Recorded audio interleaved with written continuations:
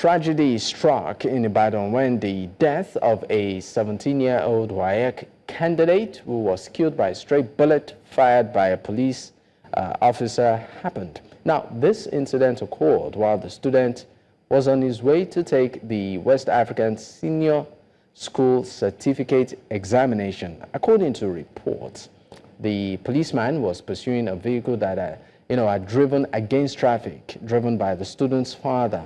The father driving a tinted black Honda Accord car with, of course, a particular registration number was reportedly driving against traffic in Alakia Old Road when the incident happened.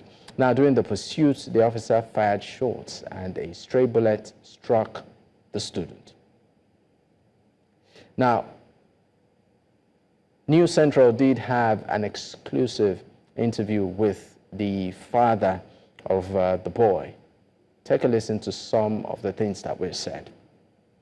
This happened yesterday. Yeah. Tell Nigerians exactly what happened. Okay, I was taking the children to school yesterday morning, and at the entrance of my junction, there is maybe just stones to not up to one pole or two poles to where we just follow and then branch to normal way. So as I came out yesterday, my tire glitched, so I had to gauge the tire, then I entered the road. But to my surprise, I saw Ultima. They came, they blocked me, even jammed my vehicle. Then I had to reverse back, try to bypass him. So by cutting him off, another vehicle, twin vehicle, hit my vehicle again. So I tried to pass through that one too, but I just maneuvered myself to cut them off. The question is, why were these people hitting your vehicle with their own vehicle? Why?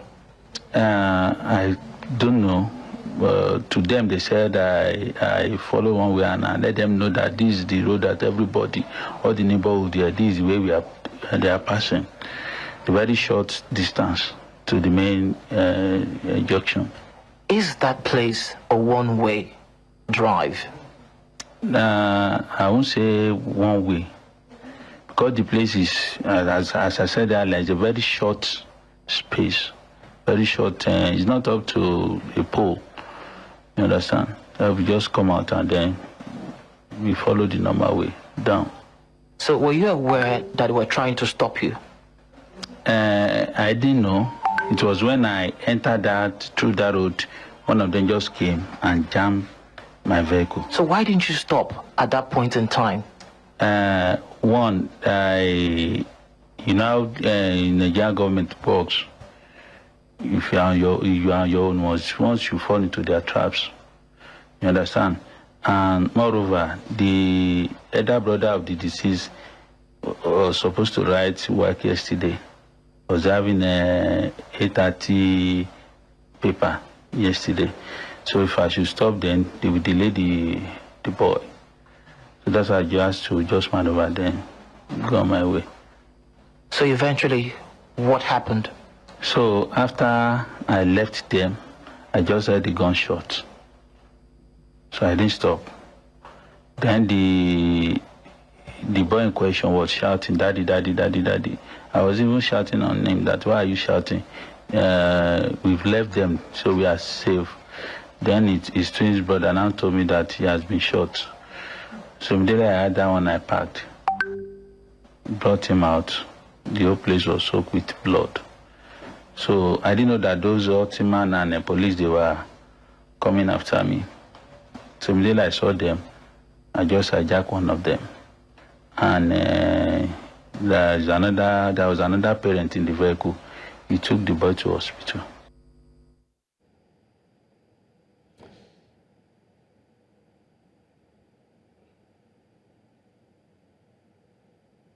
Very tragic, of course, incident there. The father there speaking about the ordeal that happened with him and his son.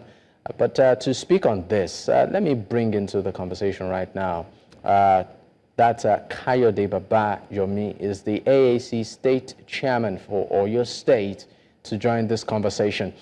Of course, while we're still trying to connect to Kayode, Mark Adebayo, the national spokesperson for the Coalition of United Political Parties, also joins this coalition. Mark, thank you for your time. Thank you. Great. Mark, I believe that, of course, you saw the interview News Central did have with the father. Very tragic. Before we even get into the nitty-gritty of the details, I mean, for you, how does this hit you? As a parent, as a father myself, it hit me badly. May the soul of Kayode Paul Alade rest in perfect peace. On behalf of CPP, we express our condolences to the family, the Alade family. This is so sad, this is so tragic, it's pathetic. It is a reflection of the disorganized state of the Nigerian state. It is a reflection of extremely poor training of our security agencies. This was why when the idea was mooted some years back that the FRSC, Federal Safety Commission, too should start bearing arms, we came out to resist it. Only God knows how many Nigerians will have been extrajudicially murdered on the road for traffic offenses. So it's not a crime, it's not a criminal offense. This is a traffic offense. Now you have blocked the guy, you have hit his vehicle, you are pursuing him. Why not limit it to that? Why did you have to shoot? Why must someone die for a traffic offense? Without prejudice to enforcing the law and without trying to justify whether the father drove against traffic or not. But for a 14-year-old or 17-year-old boy to lose his life in such a reckless manner through a trigger-happy call is quite pathetic. It's quite tragic. It's so saddening, so saddening. I'm so saddened that a young life who had his life ahead of him and going to do WAEC. We just had a tragedy of the JAMB where they said they had glitch and one young lady, person herself committed suicide. And now one boy now going to write his exam, his WAEC, was shot dead by a trigger-happy policeman. A traffic offense should not be met with death sentence. That is it. So without trying to justify whether the father drove against traffic or not, but the fact that you don't resort to arms in every situation.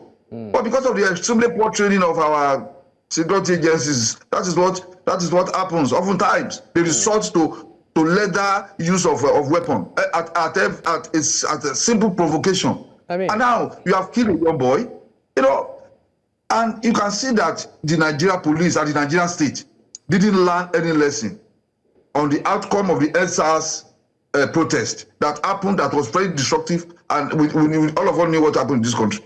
That it almost destabilized this country. They didn't learn any lesson from that. The leadership of the Nigerian police, the government of the federation didn't do anything to mitigate this type of thing. A traffic officer needs not bear arm. All you need to do is to probably capture the person, capture the car, you see the registration number, and then you can go after him later. Somebody shot that video that we are watching. I mean, they could have used that to go after the man later, but you needed to pursue him, to attack him, to shoot at him with his family in the vehicle, and you kill this boy. It is indefensible. All this nonsense that the police PRO and the secretary, I think the spokesperson to the governor of Oyo State are saying, what they are saying, they should not overheat the situation. They should not allow the people to hit the street because they will not be able to handle the outcome. It's very bad. We have lost a young boy. What we need to do is to try and console the family first. It's not about finding fault with the father that he drove against traffic. You needed to shoot him dead. So this thing is a recurrent tragic decimal in the Nigerian space, and we need to take good care of our policemen, security agencies, and train them well. All right. Train them well. Because you've said this is a result of lack of You've good said a training. couple of things, Mark, and I mean, it's really, really tragic. Of course, I'm made to understand that we need to go on a quick break. Once we return, we'll also look at, from that interview, some questions some individuals are raising as to why did the father, not stop when he was even told to stop. I mean, we saw from that amateur video captured where it was trying to navigate, he even lost his bumper in that process. But the man said something in the interview. He said, the way the government operates. I mean, that brings up the issue again of trust. But we need to go on a quick break. Once we return, we'll look at these issues, particularly when it comes to civic interaction with security agencies, with government officials, and why it seems that issue, that issue of trust seems to be missing. We'll look at that and more when we return. Stay with us.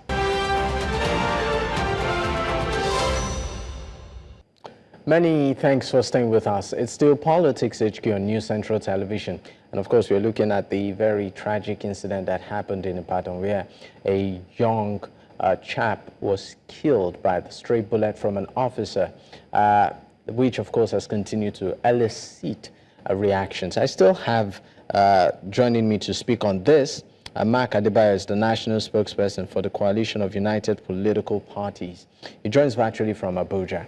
Well, Mark, let's also look at civil, I call it engagement right now, particularly how civilians interact with officers, security agencies and all, particularly those of them on the road. There's usually this vacuum, this trust vacuum. Some people feel, if they hold you, I mean, they can waste your time or look for a reason, to just, punish you. And at the end of the day, people try to sort of find their way. We saw the man trying to sort of avoid them and escape. And when News Central asked in that interview, it sort of inferred, indirectly, that trust vacuum. This, of course, is a major issue. Aside even the issue of police interaction with citizens, how do you think this can be addressed? And how much of an issue do you think this is?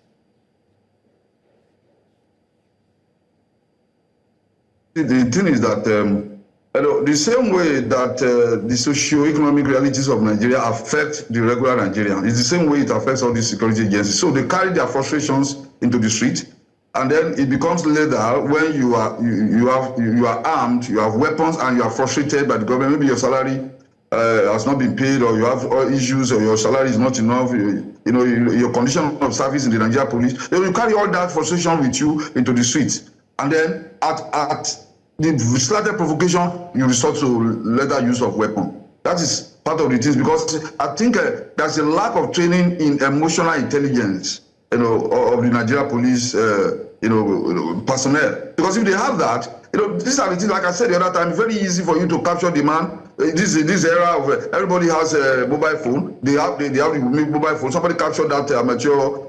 This thing that you showed, and then you should be left at that, and then you go after the man later. You have his you have his plate number. Then you go and arrest him later. There's that trust deficit between the Nigerian people and the security agencies, because you don't trust them. You don't know what you can do. He knows that they will try to extort him. One of the reasons, aside from delaying him, he knows that they will try to extort him, to try to collect money from him. It probably is one of the reasons why he wanted to. I'm not excusing that, but because a life has been lost, a young boy has been killed, cold-blooded, without any fault of his. So, people, before we need to revisit the training processes of the Nigerian police personnel and even our soldiers. Here in Abuja, I think last year, you saw a whole general. That one is even, in fact, is even unprecedented. The whole general coming down. If ordinary lieutenant, sub-lieutenant doesn't behave that way. A general came down, stormed out of his jeep and was attacking a driver. A general in the Nigerian army. And these are the types of people who run away from war front when Boko Haram is shooting. And then they are doing that over the Nigerian citizens. So I think the training processes is faulty. I think the remuneration package is also maybe inadequate. Because who collects enough salary in this country today? You know, is it 75,000 or 80,000 naira that you collect, and then you give somebody you train? Recently, last week, you saw that retired police officers stormed Abuja and were protesting that they have not been paid their gratuity and the rest of that. One of them threatened to go and look for Boko Haram and join. That is the level of neglect that Nigeria police force. I'm not excusing their excesses. All of us have been a victim too, especially as a student union activist, you know, in those days. I've been a victim too several times. All right. So, but we are saying that the state is also guilty. So the state is guilty, the police authorities are guilty of neglect and of lack of good training for the Nigerian police personnel. All right, they should take care of that. All right, Mark, thank you so much. Let me bring into the conversation Kayode Babayomi is the AAC State Chairman, Oyo State. He joins virtually from Oyo State. Kayode, thank you so much for your time. And of course, you are currently resident in the state where this very unfortunate event did happen. I mean, what is your stand as a political party, as a Nigerian, as a citizen, a resident of Oyo State? What does this reflect? Thank you very much. It's just a reflection of inadequacies, a reflection of carelessness, a reflection of, when the government left things undone. When we are talking about this situation, I think we should critically look at the cause of the shooting, right from the Ultima down to the police. I think the government has failed in that aspect, because it is sad, but at this current situation, at the height of technology we have around the world now, that we are still using, a traffic warden, to chase traffic offenders. This is very, very barbaric, and I can tell you that this is not just the first time that this is happening. If you come to Ibadan, you see how these recruited thugs of Makinde, how they are on the streets harassing motorists, here and there.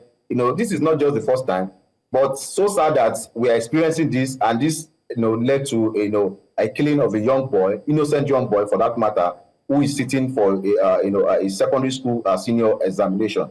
And taking a look at the reaction of the police, I've not seen a situation whereby the traffic warden and a police will be having a combined joint operation. For what?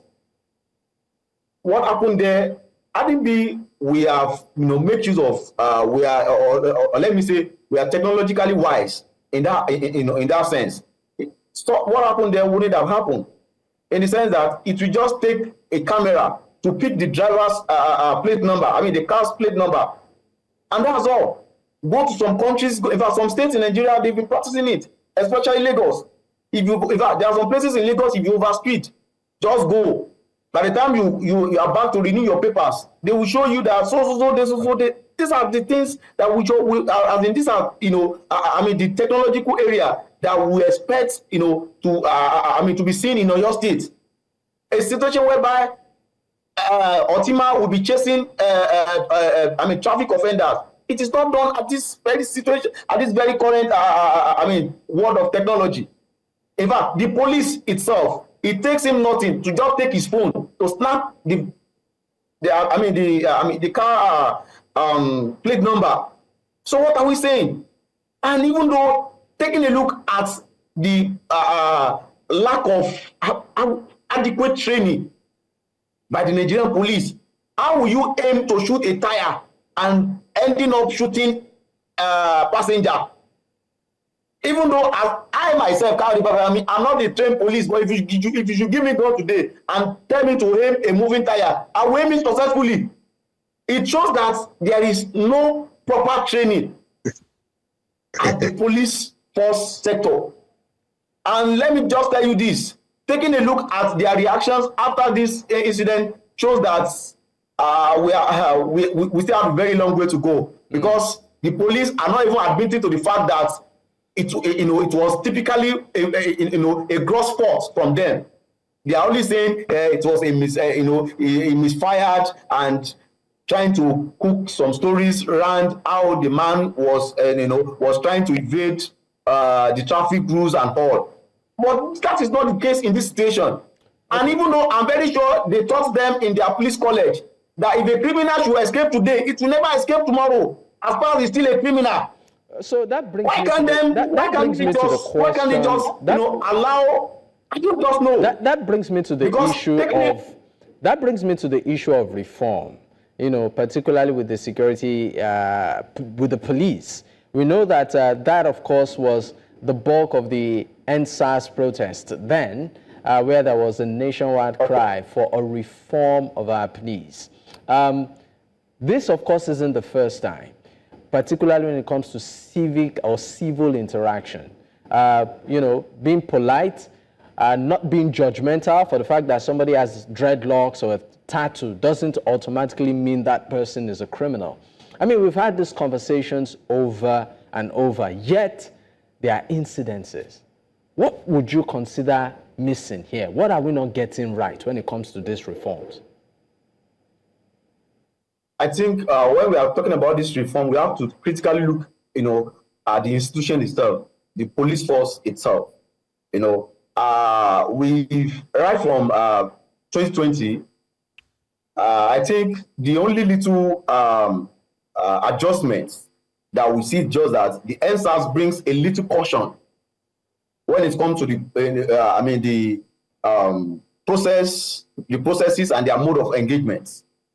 The NSAS only brings a little caution, and the fact, well, it happens to be one of the one of our achievements during NSAS, because I can tell you, if not because of the NSAS, millions or thousands of Nigerians will have been recorded killed by the Nigerian police from 2020 till we speak. Though they are still killing as well, but there is this caution. That's why I said the institution itself needs to be critically checked. When we are talking about police reform, we can also talk about police reform and not talk about the remuneration they are getting after the day. But at the same time, are they properly trained? I always say it anytime I visit police station, that the corrupt system, the corrupt system from police station starts from the counters we are seeing. Go to police station today, they will tell you bail is free. But around the vicinity of that police station, there will be a standby POS. That's where you go and pay, you go and get cash and pay. So all these things starts from the counter down to the IGP. I don't know, maybe you are aware some months ago we were on the street saying Agbetogun must resign because we knew that his tenure has elapsed and he should resign. But they are playing politics with this situation, and that is what we will keep getting when the government, the ruling party, the people at the ends of Abia are playing politics with the lives and properties of the people. So if the likes of Egbetokun still in power, if there is no any critical reform, I can tell you we will still keep wallowing in this same situation. I can tell you that the reform we've been crying for will not finally materialize. Only if things are done.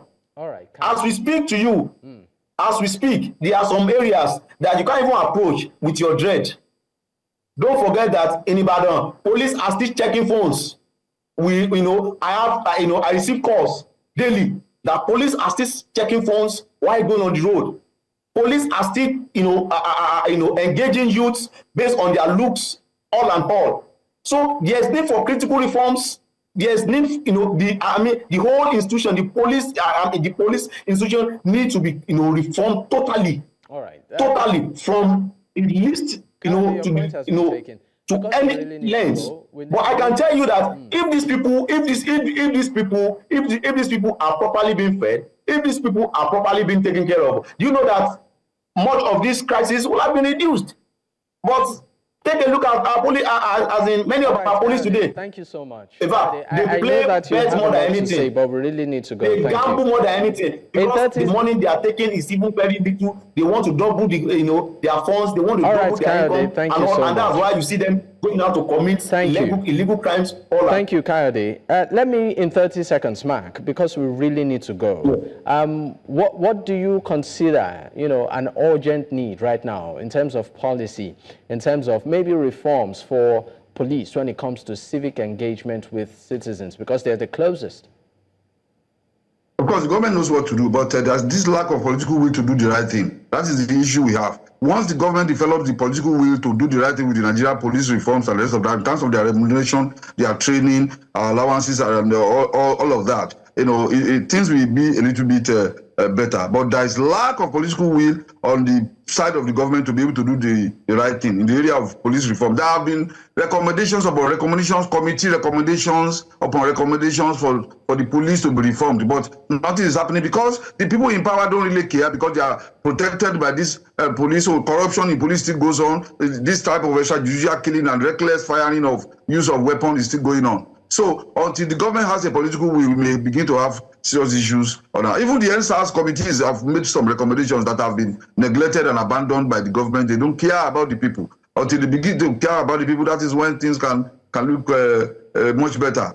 The police are meant to protect us, not to kill the people. That is it. I mean, that is what we should do. And civil society also needs to rise up. That, of course, is the fundamental. The police is meant to protect and not kill citizens. Thank you so much. Mark Adebayo is the national spokesperson for the Coalition of United Political Parties, joining virtually from Abuja, and also Kayode Babayomi, the AAC State Chairman, Oyo State. Gentlemen, it's been a pleasure. Thank you for your time. Thank you so much. Thank you so much for having me.